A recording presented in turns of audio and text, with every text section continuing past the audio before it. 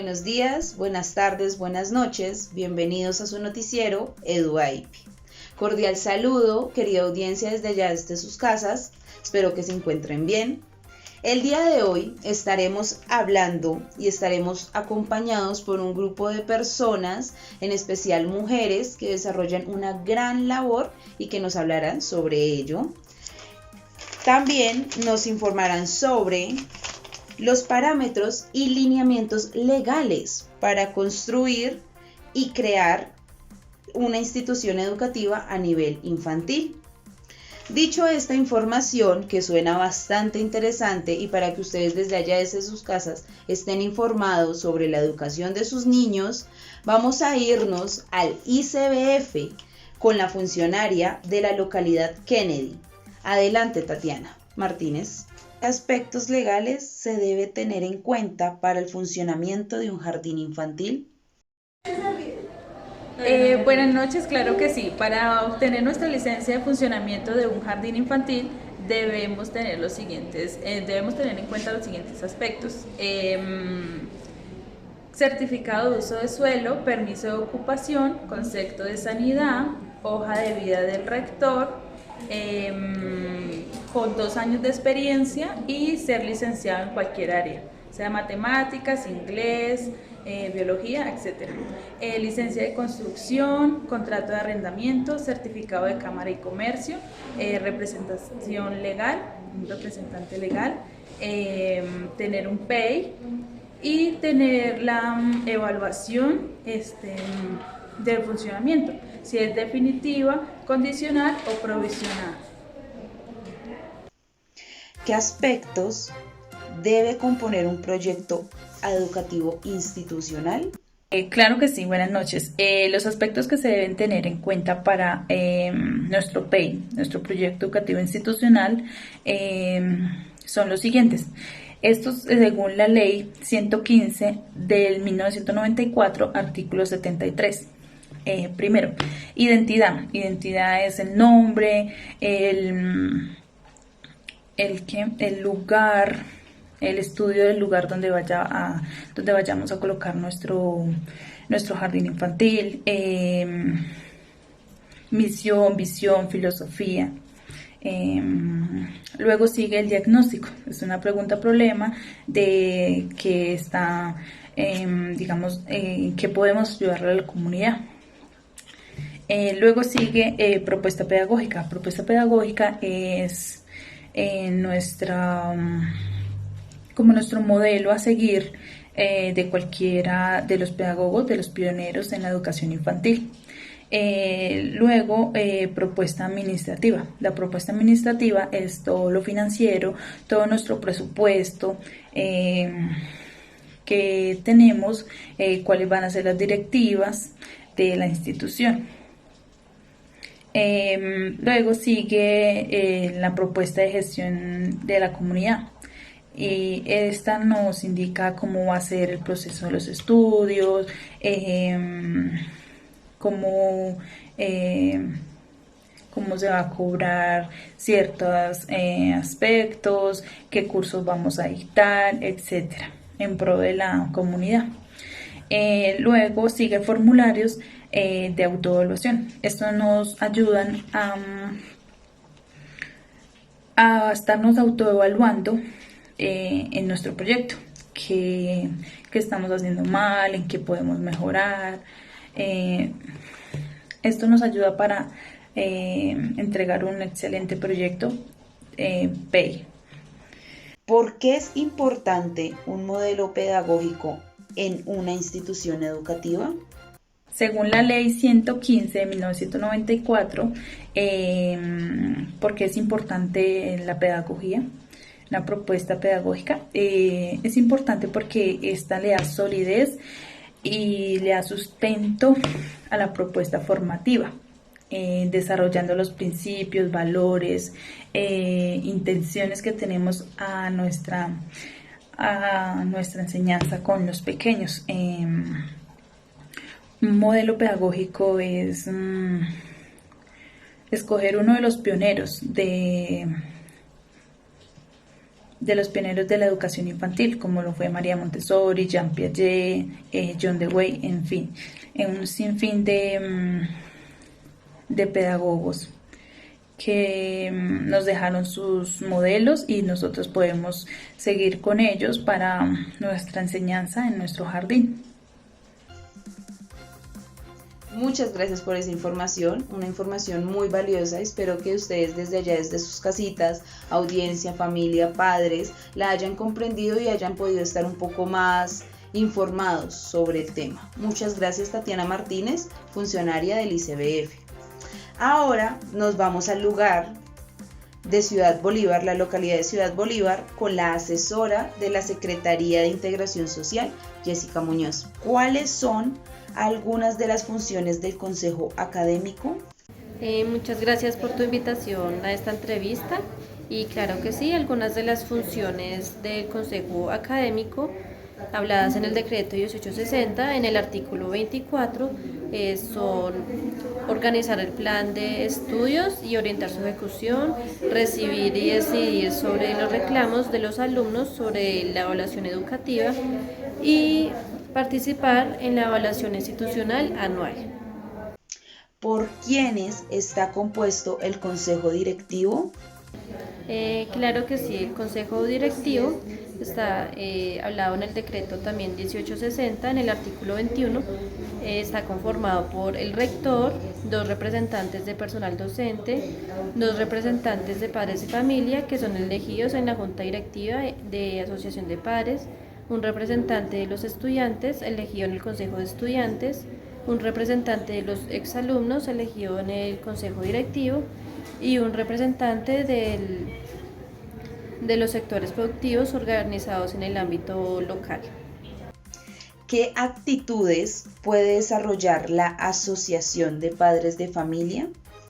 Bueno, las actividades que puede desarrollar la Asociación de Padres, habladas en el artículo 30 del decreto 1860, son velar por el proyecto educativo institucional y su continua evaluación. La otra es promover programas de formación a los padres para así cumplir con la tarea educativa que les corresponde y por último promover el proceso de constitución con el Consejo de Padres de Familia. Muchísimas gracias. Definitivamente una información muy importante y muy útil, y más que todo para nuestra localidad, Ciudad Bolívar. Muchas gracias, Jessica Muñoz, asesora de la Secretaría de Integración Social. Ahora nos vamos al lugar del Ministerio de Educación. Allá hablaremos con la ministra de Educación Nacional, Mónica Barragán. ¿Cuáles son las dimensiones que se debe tener en cuenta para el desarrollo de la educación inicial?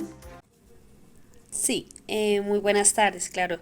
Según la ley 115 del artículo 15 dice que las dimensiones que debe tener el niño en el proceso inicial son biológico, cognitivo, psicomotriz, espiritual y socioafectivo. ¿Qué objetivos específicos se manejan en la educación preescolar?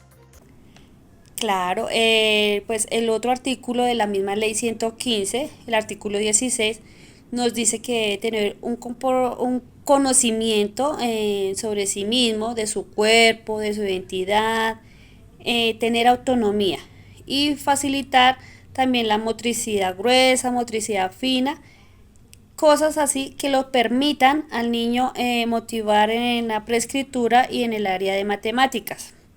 También se tiene en cuenta la creatividad, su desarrollo, su destreza en espacios únicos, como en la ludoteca, en las bibliotecas, también deben participar en actividades lúdicas. Bienvenido sea cuando también participan en grupo familiar y la comunidad. Ahí deben explorar también el medio natural y social. La comunidad y familia debe vincularse a este proceso educativo y motivar a los niños para que la puedan desarrollar en grupo. ¿Qué actividades se puede ejecutar para cumplir con la dimensión biológica de una institución educativa? Sí, pues según las normas de integración social, nos dice que para fortalecer esta dimensión biológica se plantea a través de hábitos, programas de hábitos de higiene, crecimiento y desarrollo que debe ser cada 2 meses, desarrollo de educación sexual, conocimiento de su cuerpo mismo, un plan nutricional también que debe ser cada 2 meses. Hábitos saludables, control de salubridad ambiental, control de plagas, donde también pues se ve involucrado el entorno del niño. Esto también se debe involucrar como la enfermera, la nutricionista, la docente y la auxiliar. Muchas gracias. Esa información es muy importante y muy útil a nivel nacional. Muchas gracias, Mónica Barragán, ministra de Educación. Ahora nos dirigiremos al Colegio Champañán y hablaremos con la directora María Fernanda. ¿Cuáles son los proyectos pedagógicos que se deben aplicar en una institución educativa? Claro que sí, Jessica. Muy buenas noches para todos. Bueno, claro, como el artículo 14 de la Ley 115 de 1994 nos indica que toda institución educativa debe estar con los siguientes proyectos: proyecto de educación cívica, proyecto de educación ambiental, proyecto de educación de cátedra de paz, proyecto de educación sexual y proyecto que incorpore el currículum y el énfasis del PEI de cada institución. Con estos proyectos educativos nos permite optimizar los medios y los recursos, el desempeño, la responsabilidad y el trabajo en equipo en la gestión escolar, para desarrollar de manera planificada los objetivos de cada institución. ¿Qué fines educativos deben gobernar en todas las instituciones educativas? Claro que sí, Jessica. Y como tú bien lo dices, toda institución educativa debe estar gobernado por alguno de estos fines. El primero es el pleno desarrollo de la personalidad sin más limitaciones con las que imponen los derechos de los demás y en el orden jurídico, dentro de un proceso de formación integral, física, psíquica, intelectual, moral, espiritual, social, afectiva, ética, cívica y demás valores humanos. 2. La formación en el respeto de la vida y los demás derechos humanos, a la paz, a los principios democráticos de convivencia, pluralismo, justicia, solidaridad y equidad, así como en el espacio de tolerancia y la libertad. 3. La formación para facilitar la participación de todos en las decisiones que los afectan a la vida económica, política, administrativa, cultural de la nación. 4. La formación en el respeto a la autoridad legítima de la ley y la cultura nacional, a la cultura colombiana y los símbolos patrios. 5.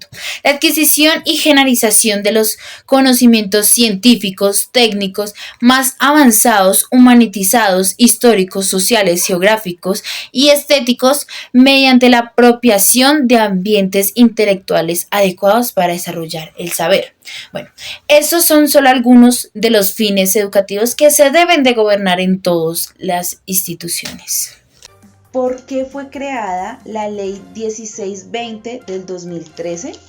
La Ley 120, por la cual se crea el Sistema Nacional de Convivencia Escolar y Formación para el ejercicio de los derechos humanos, la educación para la sexualidad, la prevención y la mitigación de la violencia escolar, promueve lo siguiente: formación en competencias ciudadanas, educación para ejercer los derechos humanos, sexuales y productivos, prevenir y mitigar el matoneo y el ciberbullying, fortalecer la educación por y para la paz, mecanismo de prevención, protección, detección temprana y denuncia de conductas que afecten la convivencia escolar.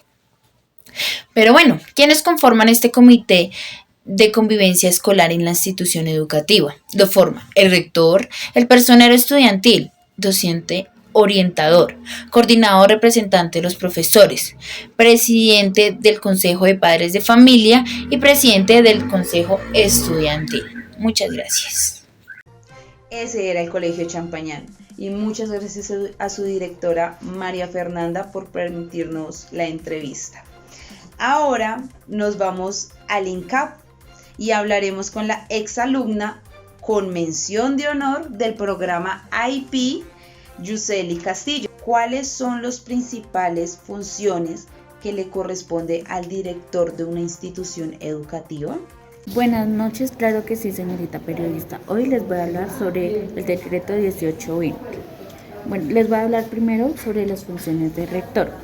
La primera sería orientar la ejecución del proyecto educativo institucional y aplicar las decisiones del gobierno escolar.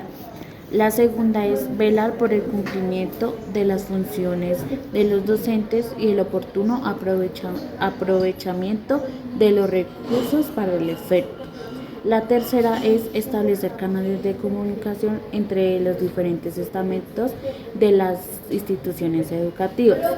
¿Qué compone el manual de convivencia? Es un documento que hace parte del proyecto educativo de un colegio. Contiene un conjunto de procedimientos, acuerdos, normas y aspectos que mejora la convivencia en las instituciones educativas. ¿Por qué es importante los proyectos educativos? Por último, les voy a hablar sobre los proyectos educativos, los cuales permiten optimizar medios y recursos del desempeño de las habilidades del trabajo en equipo en la gestión escolar. Para desarrollar de manera planificada los objetivos institucionales. Todas las instituciones educativas deben llevar proyectos educativos, como por ejemplo proyecto ambiental, proyecto de matemáticas, proyecto de nutrición, entre otros. Muchas gracias, Yuseli Castillo. Se nota que es un buen programa y una buena entidad de educación muy importante. Ahora nos dirigiremos a la Plaza de Bolívar y allí hablaremos con la primera dama de la nación. Ella tiene un cargo bastante importante y está encargada de los niños en Colombia. Ella es Alejandra Gutiérrez. ¿Cómo se debe evaluar a los niños en la primera infancia en la institución educativa? ¿Y qué otros propósitos se deben tener en cuenta? Muy buenas noches para todos. Claro que sí, señora Jessica. Respecto a su pregunta de cómo nosotros evaluamos a los niños mediante las instituciones educativas, nosotros nos basamos a través del decreto 2247 del 11 de septiembre de 1997, en el artículo 14, donde nos indica que la evaluación a nivel preescolar es un proceso integral, sistemático y permanente, participativo, cualitativo, que tiene como propósito, pues primero, conocer el estado del desarrollo integral del educando y pues sus avances. También se tiene en cuenta estimular el afianzamiento de los valores, actitudes, aptitudes y hábitos. Generar en el maestro, en los padres de familia y en el educando espacios de reflexión que les permita reorientar sus procesos pedagógicos, tomar las medidas necesarias para superar las circunstancias que interfieran pues, en el aprendizaje del educando. ¿Qué directrices deberá atender las instituciones educativas al elaborar proyectos lúdicos pedagógicos? Muchas gracias, primera dama. Claro que sí, señora. Entonces los propósitos que nosotros tenemos en cuenta para poder evaluar a nivel infantil son los siguientes. Entonces el primero, nos basamos primero en lo que es en el artículo 13 del decreto 2247 del 11 de septiembre de 1997. Entonces allí pues vamos a ver lo que es la identificación y el reconocimiento de la curiosidad, las inquietudes, la motivación, los entornos naturales, familiar, social, cultural, como base de la construcción de conocimientos, valores, actitudes y comportamientos. También vamos a ver lo que es la generación de situaciones creativas, vivencias productivas, espontáneas, que estimulen a los educandos a explorar, experimentar, conocer, aprender pues, del error, y del cierto comprender el mundo que los rodea, disfrutar de la naturaleza, de las relaciones sociales, de los avances de la ciencia y de la tecnología. También nos basamos lo que es en la creación de situaciones que fomenten al educando el desarrollo de actitudes de respeto, tolerancia, cooperación, autoestima, la expresión de sentimientos y emociones, la construcción y reafirmación de los valores. Evaluamos lo que también es la creación de ambientes lúdicos, de interacción, la confianza en la institución y fuera de la institución, que posibilite el educando la fantasía, la imaginación, la creatividad, y en sus diferentes expresiones como la búsqueda de significados, símbolos, naciones y relaciones. También se desarrolla procesos de análisis, reflexión también se maneja entonces lo que es la reflexión sobre las relaciones e interrelaciones del educando con el mundo, de las personas, la naturaleza, los objetos, que propician la formulación y resolución que interroguen problemas y ejecuten de sus saberes. También evaluamos lo que es la utilización y el fortalecimiento de medios y lenguajes comunicativos apropiados para satisfacer las necesidades educativas en los educandos permanecientes a distintos grupos de poblaciones de acuerdo con la Constitución y la ley. Ahora nos dirigiremos al bufete de abogados donde se encuentra la especialista legal de la primera infancia.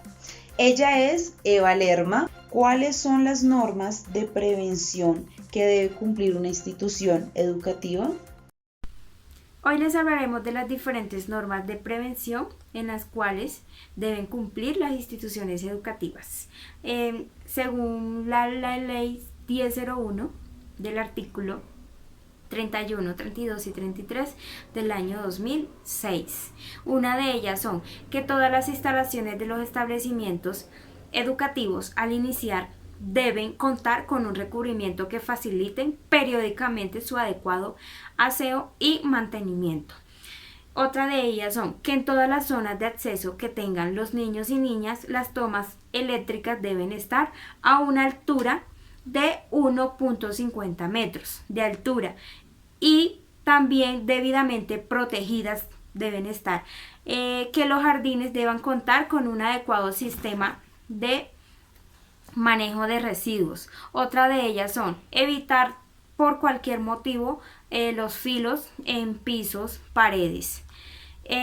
Por último tenemos que las partes móviles de las ventanas deban estar ubicadas a una altura que al momento de abrir sus hojas no permitan la instrucción de personal ajeno. También nuestras instituciones educativas deben de contar con 4 áreas que son área educativa, área recreativa, administrativa y área de aseo. Nuestras instituciones educativas también deben de contar con un plan de exigencia de salubridad y es muy importante y obligatorio, que son señalización de seguridad, vías de evacuación, plano de evacuación, directorio de emergencia, reporte a entidades de prevención, procedimientos especiales de seguridad, plan de prevención en caso de accidente y por último tenemos el plan de saneamiento. ¿Qué aspectos se debe tener presente para cumplir con los cuidados en los jardines? Hoy les queremos hablar de los cuidados calificados que deben de tener nuestras instituciones educativas según la ley 1001 artículo 36 y la definición en 4 fases que son seguridad, respeto y disposición. Y esto nos habla de, primero, promoción de lactancia. Esto se refiere a que debe contar con sus espacios acondicionados para amamantar, el cual puede estar incluido pero no debe estar independiente. Otro de ellos son que apoyo a los programas de suplementación con sus nutrientes, sus debidos nutrientes. Otro de ellos son la disposición de hierro a todos los niños menores de 12 años. Deben estipular farina, fécula de plátano. Otra de ellas son promoción en la salud oral. Esto nos habla de que generalmente los hábitos de higiene deben de darse oralmente desde el aula de clase. Otra de ellas con las cuales debe contar son promoción de un buen trato, o sea, garantizar el afecto y la protección de crianza, apoyo y socialismo a los niños. Otra de ellas es verificar el estado de vacunación. Y esto nos habla de que todo niño debe tener su esquema de vacunación totalmente completo. De no ser así, pues atender al llamado del acudiente para que él se ponga al día. Otra de ellas son seguimiento del desarrollo y crecimiento. Esto es verificar con satisfacción la asistencia al programa de crecimiento y desarrollo en todos los niños. Y otra de ellas son prevención y manejo de enfermedades. O sea, debemos contar con el conocimiento de herramientas para prevenir y detectar manejos. Otra de ellas también, que también es muy importante, son el manejo de brotes y otros eventos que se puedan presentar, que son casos de aparición de brote, se informa a la autoridad de la salud o de su localidad. Estos son los calificados con los cuales debe contar nuestras instituciones educativas. ¿Qué norma legal se debe establecer para cumplir con los planes de salubridad de una institución educativa? Bueno, imagínense que digamos nuestras instituciones educativas como tal también deben de contar con un buen plan de saneamiento, y esto se refiere a que deben también contar y elaborar un plan de mantenimiento básico de acuerdo con los parámetros establecidos en el título según la Ley 9 de 1979. Debe tener en cuenta también los siguientes aspectos. Debe tener un protocolo de aseo y limpieza, desinfección. En todas las áreas debe haber un registro de las áreas que se van a desinfectar. Otro de ellos son que cada 6 meses el tanque de agua se le debe hacer mantenimiento como tal. Y también debe contar con un plan de manejo de residuos, y esto se refiere a que debe contar con uno de los planes depósitos y establecidos para la recolección de los residuos. Otro de ellos son programa a la salud ocupacional, y esto nos habla de que debe contar con un espacio para la enfermería y un personal que esté capacitado en dicho proceso, y también un manejo adecuado para la alimentación. ¿Cuáles son los cuidados que debemos tener al momento de nosotros hacer nuestras compras como tal para nuestros jardines e instituciones? Debemos tener cuidado al comprar, cuidados al almacenar y cuidados al preparar los alimentos. Recordemos que es para niños, por lo cual se debe tener mucho cuidado. Otro de ellos en la cual nos acompaña el plan de saneamiento es la infraestructura de dotaciones y equipos. Todos los espacios deben contar con los espacios requeridos y establecidos. Y por último, tenemos el control de plaga y también roedores. Recordemos que pues debe ser áreas limpias, sanas, y para esto son el plan de saneamiento para nuestras instituciones educativas. De esto era lo que les quería hablar el día de hoy. Gracias. Muchas gracias, Eva Lerma, abogada especialista, y con esto damos por terminadas las entrevistas por el día de hoy, y definitivamente nos damos cuenta que tenemos unas grandes mujeres y profesionales en nuestro país, y le damos las gracias a ellas por permitirnos la entrevista. Y ya con esto damos por terminado nuestro noticiero. Recuerden quién les habla, Jessica Santamaría, y recuerden, este noticiero no es de nosotros, es de ustedes. Adiós.